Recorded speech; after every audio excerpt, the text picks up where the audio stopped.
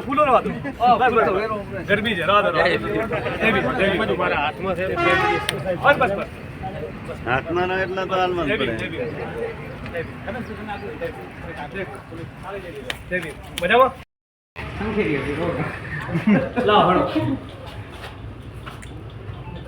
તમે શીખ્યા છે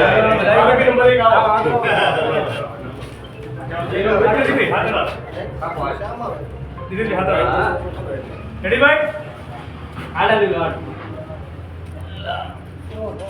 ફોટો બરાબર આવશે ને જય ભીમ જય ભીમ બહુ સરસ આપણે બધા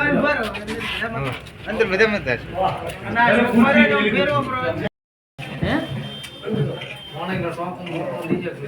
જય ભીમ જય ભીમ સ્પેશિયલ મળો આયા ઇન્ડિયા પ્લાને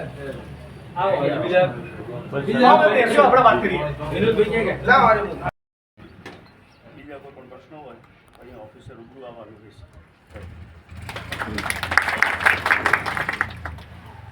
એટલે ઓફિસ શેના માટે કરી એમ જાઓ કે તમને ખ્યાલ હોય એના માટે જ આપણે કોઈ પણ ધારો કે કોઈને કોઈ એમની 100 ચોરસ વાળો પ્લોટ છે એ તો ટીડીવાલ છે તમે તો આલવાના નથી ધારો કે હું જ છું ધારાસભ્ય મારી સહીથી તો પ્લોટ ફળવાતો નથી ને તો આ ભાઈ શું કરશે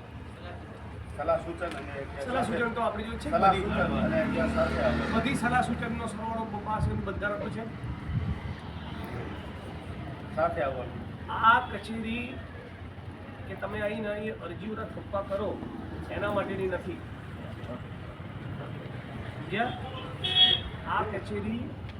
અહીંયા આવીને તમે અરજીઓના થપ્પા કરો એના માટેની નથી મામલતદાર કચેરી પ્રાંત કચેરી કલેક્ટર કચેરી પોલીસ સ્ટેશન અને બીજી કચેરીઓમાં તમારું કામ ના થાય તો કઈ રીતે લડતનું આયોજન કરવું બોલો બેસી જવું છે અઠવાડિયું મામલતદાર ઓફિસની બહાર ટીડી ઓફિસની બહાર રેલી લઈને કલેક્ટર ઓફિસ જવું છે ચાલતા પદયાત્રા કરવી છે કે જે આંદોલન કરવાનું હોય પોતાના હકના અધિકાર માટે લડવાનું હોય એના આયોજન માટેની ઓફિસ